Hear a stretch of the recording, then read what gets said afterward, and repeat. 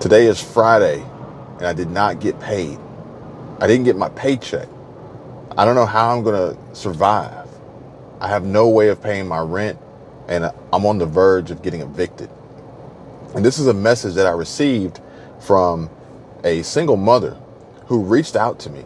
And honestly, I have to say that I feel very flattered that I was one of the first people that was contacted because of this situation. She reached out to me. I saw this message today as I was going through the DMs on the private group. Links in the description if you guys haven't joined yet. And she says to me in the message, I don't know what to do. My family's not prepared for this. It's Friday. I was expecting to get my paycheck and I didn't. And the reason why was because the business that she worked for was a small business. And ultimately, they pretty much just let everybody know, unfortunately, today, that they ran out of money and they weren't able to make payroll. And this is going to put a lot of people in a bind, a lot of people who aren't prepared. And fortunately for her, she's in the group and she's doing her part and her best as a single mother to build up a better financial future, financial safety, prepare financially for her family. But unfortunately, her efforts may not necessarily be rewarded as quickly as she needs, as this situation hit her abruptly that she was not prepared for. I mean, I think that a lot of people probably need to pay attention and do all they can to prepare themselves and prepare their families, prepare their finances and prepare their budget and prepare their money for what seems like that punch in the face, where everybody thinks they have a plan until they get punched in the face or punched in the mouth or whatever the saying was. And it seems like it's like compounded. It's always one thing after another, after another, after another. And I've been there before. But I can say that if you push through, if you muscle through, if you grind hard and hustle through, then there's relief. There's some clarity. There's a better days ahead. But unfortunately for this particular person in this particular situation, and I feel I really hate it for, a single mother out there. It's hard enough as it is, but single mother, one income, which was one income, now it's no income, and the kids looking up to you, and the whole relationship dynamic between the other half of the equation. In this particular situation, this isn't necessarily true for all single mothers, but in this particular situation, just for the fact that we had this communication, we've shared this information between each other back and forth as we developed the plan for the business plan and the financial plan, which I'm not a financial advisor and this is not financial advice, but we share ideas and we talk through things because sometimes it's easier for other people to evaluate situations and maybe point out some things that you may overlook because they lack the emotional attachment or the physical and emotional stress associated with the situation that allows them to think clearer and or have experienced it or have been through it or are going through it, and they have answers and solutions and suggestions and other people within their network that they can connect you with to help you through these situations. But in this particular situation, as a single mother, she's a renter, and what happened was she actually, and this is the compounded negative compound, her rent was due on the 1st, but she was negotiating with her landlord to extend it until the 5th. Today's the 5th. I believe today's the 5th or the 6th. But she worked out a deal with the landlord for an extension because she was waiting to get paid. But unfortunately, the compounded negative on this particular situation was that she didn't get paid. And this is part of what I was telling you guys about in previous videos, where businesses, particularly small businesses, are going to be struggling financially, facing bankruptcy, no cash, zero cash flow, reduction in revenues, reduction in profits, increased costs, increased overhead and operating expenses. And you should if you're working for a small business, you should at least do yourself do yourself, prepare yourself and who you work for and whoever else works with you, and ask the question, how do we look financially? You know, can I see the books? And this may not be a bad idea. This may not be a bad question. And depending on the answer you get, the response you get may be an indication of where the business stands. Okay. Larger companies, maybe not so much an issue. And the likelihood of you getting paid every pay cycle, pay period, every pay day, whether it be every Friday or every 2 weeks or twice a month or whatever it is. But I would still probably ask the question, how do we look? Where do we stand? And, you know, that may also open up the door for a different conversation of, well, we're okay, but we may have to let some people go. Not to the point of which we're running out of money. We may not be able to pay you, but we may have to let some people go. Because I remember back in 2008, I was in the civil engineering sector, and our business relied heavily on real estate, primarily single family housing. One of our biggest accounts was one of the biggest names in home builders in Atlanta. Huge, massive. I mean, they couldn't be stopped. But when the lending fell through, when the whole housing market crash of '08 happened, their customers, their target market was just wiped out.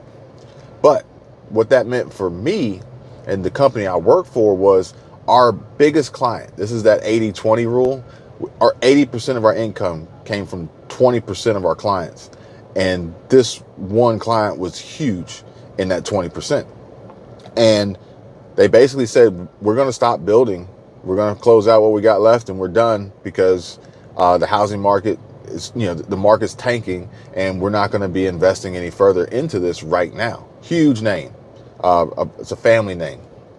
And ultimately from there, fortunately, the company I work for was already transitioning and finding new clientele, getting into some government contracting, some state government contracting and things like that. But we had a workforce of hundreds of people, and it slowly started getting whittled down. And one after another, people were being laid off with some severance packages. Great company. And being laid off with some severance packages, and others were just leaving because they saw the writing on the wall. And there came a point in time where I went and asked them, and I said, hey, how do we look? And they flat out told me, they said, Kevin, it's not looking good. It's not looking good, and you see what's going on. But to be 100% honest with you, you're the last one to go. And I was like, man, it felt good because I had worked really hard to be in this position. And, you know, this is some really nice words that they were saying to me. But I also knew that my time was limited. My days were numbered. So I, from there, went on and pursued other career opportunities. And then when I found one, I brought it back to them and said, hey, I got another opportunity here. I know you guys said I was the last to go. I don't want to put you guys in a bad situation. What would you like to do? And they said, let's just do 2 weeks. You work 2 more weeks. You know, as a 2-week notice, you let your new employer know you'll be starting in 2 weeks. And, you know, we'll just end it at that. And it was a great situation. Nobody was really upset. They were relieved. They were happy that they didn't have to let me go because they knew at some point it was coming. And the fact of the matter is, I asked the question early on, so I was able to have the ability to make a move and prepare myself and my family for avoiding unemployment, avoiding no money coming in. So I would urge anybody out there who has any indication or any fears or worries or is living paycheck to paycheck or anything like that, to ask the question and know now and prepare yourself and prepare your family so you don't find yourself in a bind. and completely thrown off guard. Similar to this situation where it's Friday, you're expecting your paycheck, you don't get it, so now you're panicking. Then you got to go and ask, hey, where's my money? Only to receive a terrible news that also confirms that either you're working for free or you don't have a job anymore. And then you have this landlord on your back that was already expected to be paid several days ago, that's now is not going to get paid. And now you're in a tough situation. And despite the fact that, yes, you're doing great things as a single mother, as a single parent, trying to do all you can for yourself, for your family, for your kids, you know, you got to hustle. You got to grind. Like, now is the time to prepare and hit the ground running, and don't wait, because these things are going to start happening quickly, faster and faster. And now she's like, well, what do I do? Well, what you got to do, number one, is you got to pay your rent so you don't end up on the street and evicted, you know. Although there are some eviction laws and rights and things like that, I would want to remove that from the scenario and the situation. And, you know, I don't know, depending on who you are and your circumstances, this particular situation, there's not a lot of money. There's not a lot of savings. There's not much there to fall back on. So something's going to have to give. And they're not in a situation where, and I appreciate them allowing me to share this with you guys, because even though it's painful for them, they said to me, they said, this is going to be very helpful for so many other families and so many other people out there. Please, please. If it weren't for you and the videos that you put out and the other stories that you've shared, I wouldn't be here today to have this conversation with you, knowing that we're going to push through this and find ourselves in a much better position than where we were just a few short weeks ago. So the money isn't there. The credit isn't there as far as like a credit card or being able to go get a personal loan or anything like that. And also the banks, you know, they're easing up. They're easing up on the lending, and the rates are going up. So the money borrowed costs more to repay. And now you don't have a real job anymore. And, you know, they're more than likely going to ask for your most recent pay stubs, which you don't have because you didn't get paid in this particular situation. And I highly advise against these auto payday loans or title loans and things like that, because they're extremely predatory. The rates are crazy high. They're there to completely screw you, and you really can't, you can't win. If you sign on to that, you've lost. End of story. And she's like, well, what do I do? Do I ask friends or family for money? And it comes down to that other video that I put up just a few days ago. And I said, you know, I can't tell you what to do. I don't give financial advice. But if it were me in this situation, and I honestly believe, like, wholeheartedly, that this person has a great heart and is doing all they can, and they kind of been dealt a raw deal, but I know they have what it takes to get through this and be better after this. I know that they do. I promise you that. So I said, hey, if it were me, I would ask for help, and I would be upfront and honest with my request and my ask. And I would say to family or friend, whoever it was that I felt confident in, and tell them, look, I need help. This is exactly what happened. Okay. And I wouldn't ask to borrow the money. I would ask for them to give me the money, because if you ask for the borrow, you ask for the loan, then they're going to be expecting it. Then it's an additional pressure for you. And I honestly, in this particular situation, would have to go to someone who genuinely wants to help me. And then at the end of the day, I would know that I'm going to repay. But I wouldn't want to put it out there up front expecting a repayment, or putting any sort of deadline or time frame on when that repayment would occur, adding additional pressures and possibly damaging the relationship or anything like that. If you didn't want to help me, I wouldn't want your help. If you didn't want to help me genuinely, I wouldn't want to borrow money from you. So that was just me. You guys may feel differently or whatever, but that's just me, because the borrowing and lending of money between friends and family, it just never works out. 99 times out of 100, it never works out. Maybe this is that one time that it works out, but I would just avoid those odds because they're just not in my favor. And I just leave it at that, and continue working on doing the best I could for my family. You know, being a single parent, being a single mom is hard enough as it is, but keep your head up. Don't give up. Yeah, you may want to go in a corner, ball up and cry. That's okay. Get it out of your system, get it over with, but do not give up and keep pushing, keep grinding, and you will make it.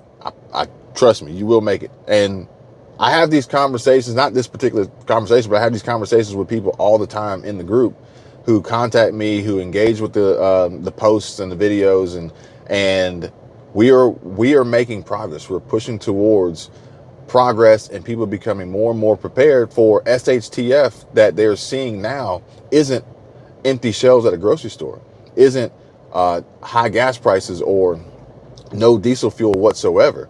This SHTF is taking on a different form that they weren't really thinking about. They were thinking that they were going to run out of food or something. And even in this situation, if you were a renter and you got dealt this bad deal and you had all these preps, but now you're at risk of eviction, how are you going to move all this stuff? Where are you going to put it? So being prepared is like full circle. And I really do believe that the financial side, the financial component, and the monetary side of preparing is going to hurt a lot of people. It's going to hit a lot of people sooner than we will see some of these other things that, you know, have effects on food availability, shortages, empty shelves, supply chain, strikes, conflicts in Russia, Ukraine, China, Taiwan, droughts in western part of the United States, Lake Mead, Lake Powell, extreme flooding in eastern Kentucky, St. Louis, population. We're not even, that's a whole nother story, which you guys have kind of got me started on with the video I posted up this morning, and how there are some changes that are going on out there that are being pushed and propelled and perpetuated